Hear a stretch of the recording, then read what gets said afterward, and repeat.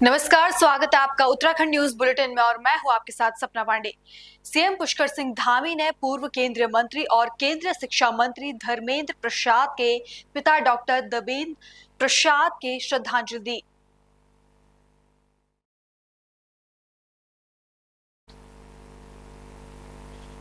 इस दौरान सीएम धामी ने कहा कि डॉक्टर देवेंद्र प्रसाद ने हमेशा गरीबों के उत्थान के लिए काम किया है।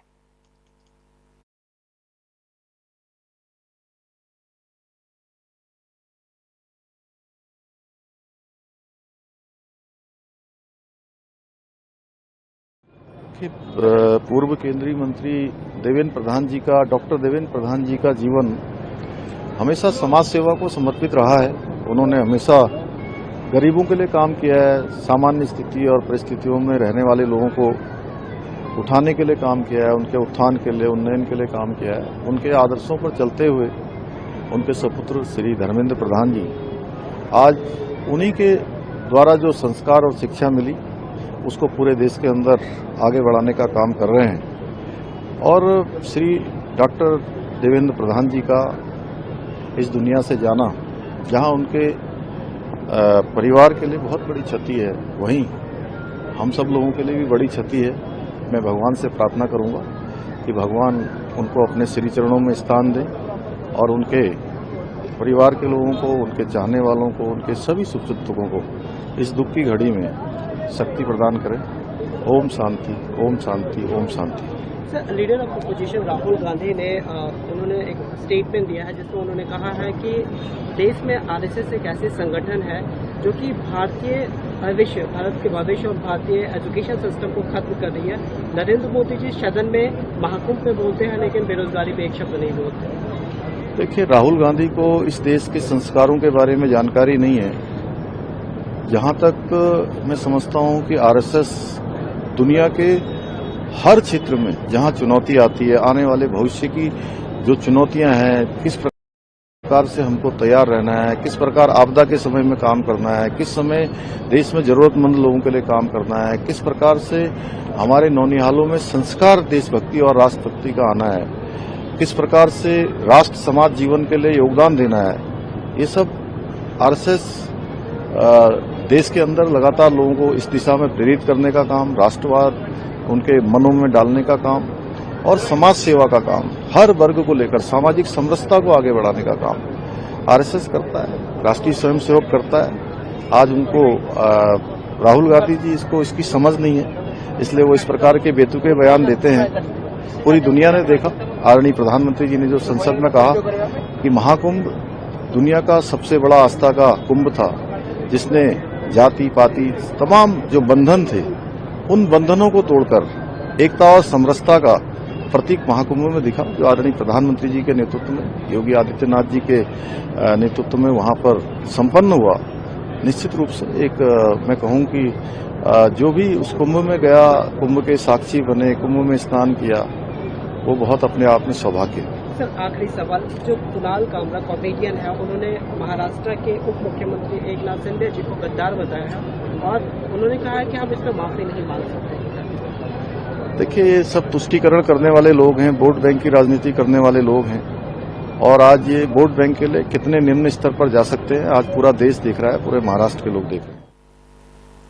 उत्तराखंड में एनसीसी, एनएसएस, नेहरू युवा केंद्र और भारत स्काउट एंड गाइड के स्वयं सेवकों के लिए आपदा मित्र बनने का सुनहरा मौका है। राष्ट्रीय आपदा प्रबंधक प्राधिकरण, गृह मंत्रालय, भारत सरकार की महत्वाकांक्षी युवा आपदा मित्र परियोजना के तहत उत्तराखंड में 4310 स्वयं सेवकों को आपदाओं का सामना करने में सक्षम और फर्स्ट रिस्पॉन्स के रूप में दक्ष बनाया जाएगा।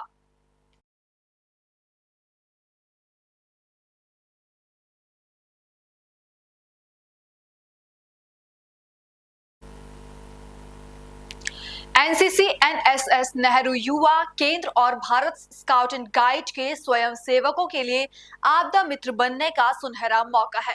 राष्ट्रीय आपदा प्रबंध प्राधिकरण, गृह मंत्रालय, भारत सरकार की महत्वाकांक्षी युवा आपदा मित्र परियोजना के तहत उत्तराखंड में 4,310 स्वयं सेवकों को आपदाओं का सामना करने में सक्षम बनाया जाएगा।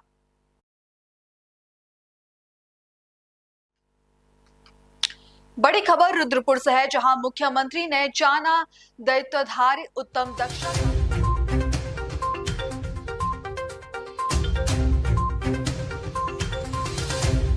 मुख्यमंत्री ने जाना दायित्वधारी उत्तम दत्ता का हालचाल। रुद्रपुर भ्रमण के दौरान दत्ता से मिले सीएम। ट्रांजिट कैंप में रुद्रपुर के आवास में जाकर पूछी कुशलक्षेम, उनके शीघ्र स्वस्थ होने की कामना की।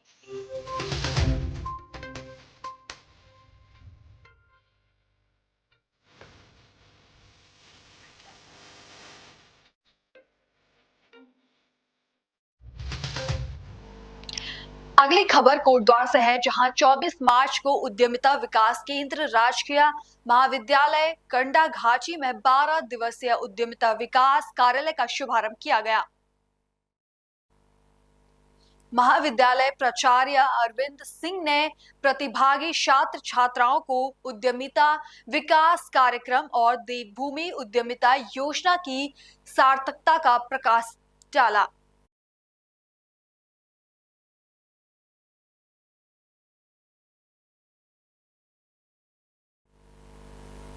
उत्तराखंड में सुशासन और प्रशासनिक सुधारों को लेकर आयोजित गुड गवर्नेंस अवार्ड 2025 में महिला सशक्तिकरण और बाल विकास विभाग पौड़ी ने राज्य में पहला स्थान प्राप्त किया। यह आयोजन 22 मार्च को देहरादून स्थित IRDT ऑडिटोरियम में संपन्न हुआ।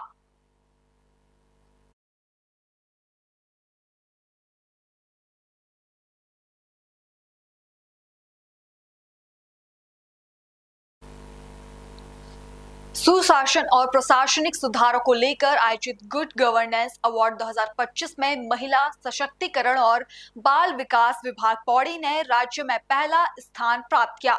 यह योजना 22 मार्च को देहरादून स्थित IRDT ऑडिटोरियम में संपन्न हुआ।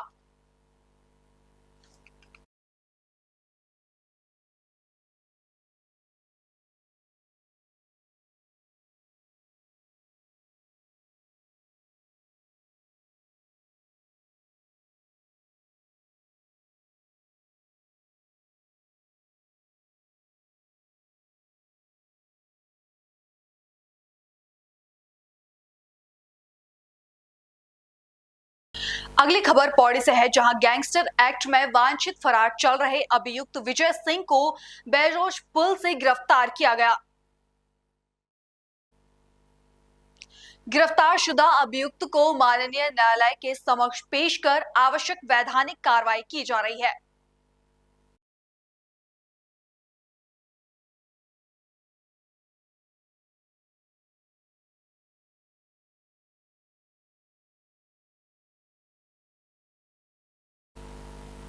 पौड़ी में गैंगस्टर एक्ट में वांछित फरार चल रहे अभियुक्त को गिरफ्तार किया गया। गिरफ्तारशुदा अभियुक्त को माननीय न्यायालय के समक्ष पेश कर आवश्यक वैधानिक कार्रवाई की जा रही है।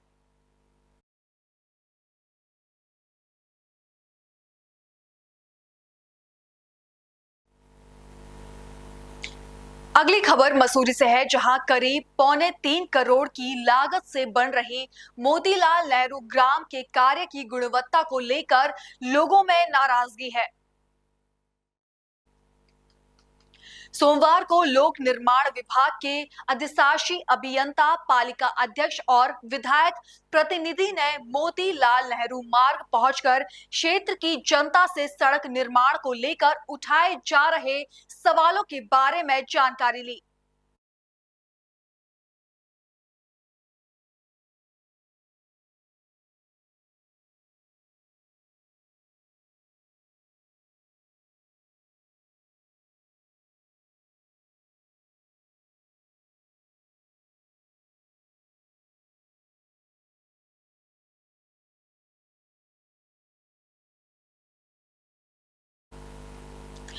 मसूरी में लगभग 3 करोड़ की लागत से बन रहे मोतीलाल नेहरू ग्राम के कार्य की गुणवत्ता को लेकर लोगों में नाराजगी है। सोमवार को लोक निर्माण विभाग के अधिशासी अभियंता, पालिका अध्यक्ष और विधायक प्रतिनिधि ने मोतीलाल नेहरू ग्राम पहुंचकर क्षेत्र की जनता से सड़क निर्माण को लेकर उठाए जा रहे सवालों के बारे में जानकारी ली। और आप भी हमारे को यहाँ देख सकते हैं कि सरफेस में स्मूथनेस भी है, कहीं ऐसी उखड़ने की कोई दिक्कत भी नहीं है।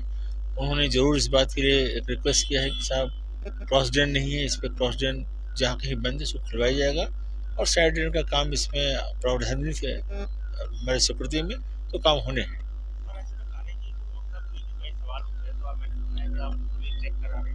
देखिए हमारा रूटीन टेस्ट होता है, जो भी मटेरियल यहाँ पर आता है वो प्लांट से टेस्ट होकर के आता है और ऐसी साइड पर ले होते समय भी उसके टेम्परेचर इत्यादि की चेकिंग की जाती है।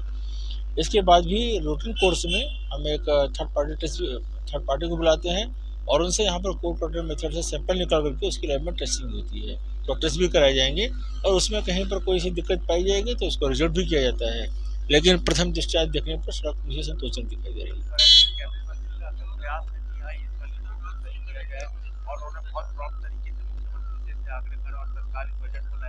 जी बिल्कुल, इस तरह की बात थी और इसके अलावा बार बार यहाँ की स्थानीय जनता भी अनुरोध करती थी, क्योंकि इस ट्रैफिक का जब टूरिस्ट सीजन में ट्रैफिक बहुत ज़्यादा बढ़ जाता है, इस मार्ग का प्रयोग भी बढ़ जाता है, मार्ग सकरा भी है और लंबे समय से इसकी स्थिति अच्छी नहीं थी, इसको तत्काल ठीक किया था और इसी प्रयास के अंतर्गत पर्यटन सीजन से पहले इसको दुरुस्त करने का प्रयास किया जा रहा है।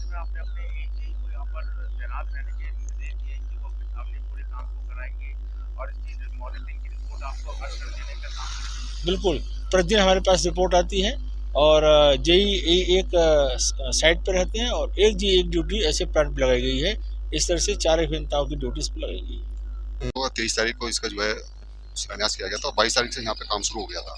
लगभग 2 करोड़ 73 लाख रुपए की लागत से इसको जो है गांधी चौक से लेके हाथी पाँव तक इसको बनाया जा रहा है। और देखिए, हम हो या कोई और भी हो, जब तक कोई टेक्निकल व्यक्ति नहीं होता और जिसको इस बारे में जानकारी नहीं होती, हर व्यक्ति ये सोचता है कि ऐसा हो रहा है तो शायद गलत हो रहा है। लेकिन मैं ये मानता हूँ कि हर चीज़ को जो है आपको जो है पॉजिटिव वे में लेना चाहिए, नेगेटिव वे में नहीं लेना चाहिए। इतना बड़ा काम यहाँ पर कई सालों बाद ये जो है रोड बन रही है, तो इसको अप्रिशिएट करा जाना चाहिए, इसमें राजनीति नहीं होनी चाहिए। और मैं मानता हूँ कि जहाँ 2 दिन काम को नहीं हुए वहाँ आपने जो है राजनीति करनी शुरू कर दी। आपको नहीं पता, अब आज जब यहाँ पे अधिकारी आए तब आप चुप हो गए, तब आप नाली की बात करने लगे। आज आपने देखी कि क्या गुणवत्ता है, कल आपने कैसे माप लिया कि ये जो है गुणवत्ता ठीक नहीं है। ये कुछ नहीं है, ये राजनीति है, ये जनहित की बात नहीं है। ये राजनीति से प्रेरित होकर लोगों को यहाँ पर इकट्ठा करके एक बवाल करने की कोशिश की गई है, ताकि जो दानी सरकार है, जो भारतीय जनता पार्टी की सरकार है, जो लगा लोगों को जिस वजह से कल ये जो हंगामा हुआ है वो गलतफहमी की वजह से हुआ है और मुझे लगता है आज सारे चीज़ें साफ कर दी है। पूरे अधिकारी यहाँ पे थे, अधिकारियों ने सारी चीज़ें साफ कर दी है कि किस तरीके की गलतफहमी थी। दूसरी बात मैं ये कहना चाहूँगी कि हम कोई भी हंगामा खड़ा करने से पहले ना हमें तहकीकात में जाना चाहिए, चीज़ों की तहकीकात करनी चाहिए। अगर सच में जायज़ तरीके से चीज़ें नहीं हो रही है तो उसका विरोध होना चाहिए, उसका हम भी विरोध करेंगे, चाहे हमको सरकार के खिलाफ विरोध करना पड़ेगा, हम विरोध करेंगे। लेकिन अगर चीज़ों की तहकीकात में जाए बिना हम लोग विरोध करें तो मुझे लगता है ये राजनीति से प्रेरित विरोध है जो नहीं होना चाहिए। बिल्कुल, यहाँ पर मौके पे एक्शन साहब पहुंचे थे, एई पीडब्ल्यूडी के जेई साहब पहुंचे थे, एई पीडब्ल्यूडी के जेई मेट सब आज पहुंचे हुए थे और हमारी चेयरमैन साहिबा भी पहुंची थी और हमने उनको सब समझा दिया, जो कमियां थी वो भी बता दी और एक्शन साहब ने प्रॉमिस किया है कि हम जितनी कमियां हैं इसको पूरा करेंगे और ढंग से यहाँ पर काम करेंगे, क्योंकि इनके द्वारा पूर्व में मुझे नहीं लगता कि नाली बनाई जा रही थी, पर बनाई जा रही है अब। और कलवर्ट भी देखे गए हैं कि कहाँ पर पानी जाएगा, ऐसा नहीं कि पानी बना के और सड़क पर ही आ जाएगा। तो 2-3 कलवर्ट है वो भी बनाए जाएंगे और जो रोड की ढाल है वो भी ढंग से दी जाएगी और डामरीकरण जो है प्रॉपर ढंग से किया जाएगा। धूमनगंज में सीसी कार्य किया जाएगा क्योंकि वहाँ पर पानी रुकता है। तो इनके द्वारा हमसे ये प्रॉमिस किया गया है और हम देखते रहेंगे, इसका सुपरविजन मैं स्वयं करती रहूंगी, क्योंकि मैं राजनीति नहीं कर रही, मैं जनहित में कार्य कर रही हूँ। तो आरोप लग रहा है कि आप राजनीति से प्रेरित? बिल्कुल नहीं, मैं जनहित में कार्य कर रही हूँ, क्योंकि बड़ी मुश्किल से ये सड़क बनी है कई वर्षों के बाद। हमें जवाबदेही हमारी होती है, जनता हमसे पूछती है कि ये सड़क, और क्योंकि मुझे भी ये बनते ही कई लोगों के फ़ोन आए, बहुत सारे लोगों के आए, तभी मैं आई और मैंने खुद भी देखा कि यहाँ का काम जो है ढंग से नहीं हो रहा था। क्योंकि यहाँ पर पर्यटक स्थल है आसपास, वहाँ बहुत सारे लोग आते हैं और इस रोड पे ट्रैफिक भी बहुत भारी मात्रा में रहता है। बाहर से भी लोग जो आते हैं काटमगंजी रोड से, उनको भी सीजन में इधर ही डाइवर्ट किया जाता है। अब मेरा निवेदन इनसे ये भी है पीडब्ल्यूडी विभाग से कि हरनाम सिंह रोड को भी प्रॉपर ढंग से बनाया जाए और वहाँ पर भी वेवरली गेट पे चौड़ीकरण किया जाए ताकि वहाँ से बसें भी नीचे को डाइवर्ट हो सके। ये हलोक वाली रोड भी बनाया जाए, ये भी पीडब्ल्यूडी की है, इसको भी बनाया जाए। और विधायक जी या मंत्री जी से भी निवेदन है कि इस हलोक वाली रोड को भी बनाया जाए, हरनाम सिंह रोड को भी प्रॉपर ढंग से बनाया जाए। उस रोड पे भी बहुत गड्ढे हैं क्योंकि आने वाले समय में टूरिस्ट दिन प्रतिदिन यहाँ बढ़ता जा रहा है और यहाँ पर सड़कों की कमी है, तो ये ढंग से बनाइए। खबरों का सिलसिला आगे भी जारी है, फिलहाल लेते एक छोटा सा ब्रेक।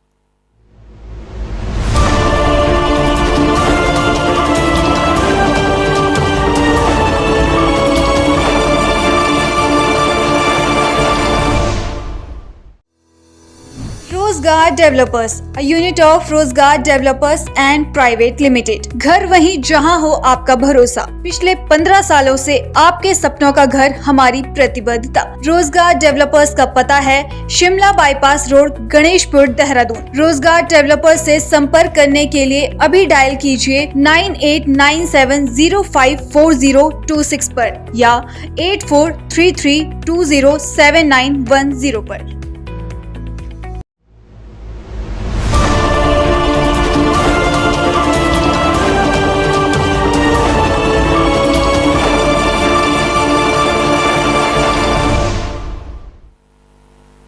ब्रेक के बाद आपका फिर से स्वागत है। खबर हरिद्वार से है, जहां प्रदेश में अवैध मदरसों के खिलाफ प्रशासन की सख्त कार्रवाई लगातार जारी है। शुक्रवार को प्रशासन ने सिडकुल थाना क्षेत्र में 5वें मदरसे को सील कर दिया। अधिकारियों के अनुसार आज कुल 7 मदरसों पर कार्रवाई की जानी है, जिसमें से अब तक 5 पर कार्रवाई पूरी हो चुकी है। शेष 2 मदरसों पर भी जल्द ही प्रशासनिक एक्शन लिया जाएगा। बता दें कि इस कार्रवाई के दौरान पुलिस बल और प्रशासनिक अधिकारी मौके पर मौजूद रहे। वहीं प्रशासन का कहना है कि जिन मदरसों के पास उचित दस्तावेज नहीं है और बिना मान्यता के संचालित हो रहे हैं, उन पर सख्त कार्रवाई की जा रही है। तो उसके संबंध में आज अल्पसंख्यक कल्याण अधिकारी, शिक्षा विभाग, खंड शिक्षा अधिकारी हैं, हम लोग राजस्व विभाग से तहसीलदार और पुलिस की टीम के द्वारा ये निरीक्षण किया गया है और पाया गया है कि ये जो मदरसा है बिना पंजीकरण के संचालित है। तो इसीलिए इनको अल्पसंख्यक कल्याण अधिकारी के स्तर से नोटिस भी दिया गया है और इनको हिदायत दी गई है कि आप अपना पंजीकरण करा लें, उसके उपरांत ही संचालन करेंगे। जब तक इनका पंजीकरण नहीं होता है तब तक के लिए इसको बंद कर दिया गया, सील कर दिया गया। एक कार्रवाई जो है प्रशासनिक स्तर पे ये वेरिफिकेशन की ही कार्रवाई है कि हम लोग जो है टीम जांच भी कर रही है और जो लोग जो संचालित नहीं है उनको नोटिस भी दिया जा रहा है, क्योंकि कोई भी संस्थान है उसके लिए गवर्नमेंट की नियमावली है कि उसके वो अपना पंजीकरण कराएंगे, उसके उपरांत ही संचालन करेंगे। तो ये एक इनको सूचना के रूप में भी है, इनको नोटिस दे दिया गया, अपना पंजीकरण करा लें, जो मानक है उनको पूरा कर लें, उसके उपरांत अपना संचालन करेंगे। सरकार का मदरसों को अवैध कहकर सील करना ये तो बिल्कुल गलत है। ना तो मदरसे अवैध संपत्ति में है, न कब्जे की जमीनों में है। मदरसे या तो दान की दी हुई जमीन में या खरीदी हुई जमीन में है। और फिर इन मदरसों का आप 1857 से 1947 तक देश की आज़ादी में जो योगदान रहा है उसको आप कैसे भूल सकते हैं। और फिर वहाँ कोई किसी गलत तरीके की तालीम नहीं, वहाँ दीन की तालीम है, धार्मिक तरीके से जीने का, जीवन यापन करने का समझाया जाता है, पढ़ाया जाता है, दीन की तालीम दी जाती है और वहाँ देशभक्ति का भी पाठ पढ़ाया जाता है। हाँ, यह जरूर है कि सरकार चाहती है कि मदरसों का पंजीकरण हो, उससे हम सहमत हैं, लेकिन पंजीकरण सरकार को चाहिए कि मदरसों में जाकर खुद पंजीकरण कराए अपने ऑफिसर से और वहाँ उनको बताए कि भाई दीन के साथ साथ दुनिया की तालीम भी हासिल करो। उससे हम सहमत हैं, चूँकि हम चाहते ही तो फ्री के हॉस्टल है हमारे, वहाँ बच्चे जब रात दिन रहते हैं, खाते पीते हैं, तो हम चाहते हैं जो बच्चा दीन की मुकम्मल तालीम हासिल करना चाहे वो दीन की हासिल कर ले और जो दुनियावी तालीम हासिल करना चाहे उसको सरकार मान्यता दे।